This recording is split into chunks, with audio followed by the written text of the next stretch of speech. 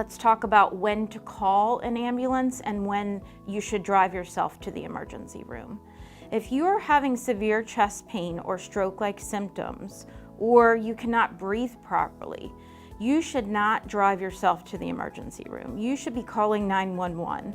You should probably not even have someone drive you there, because if you stop breathing or your heart stops while they're driving, they cannot help you in that instance. They would have to pull the car over and hope that you know how to do CPR to try to help you.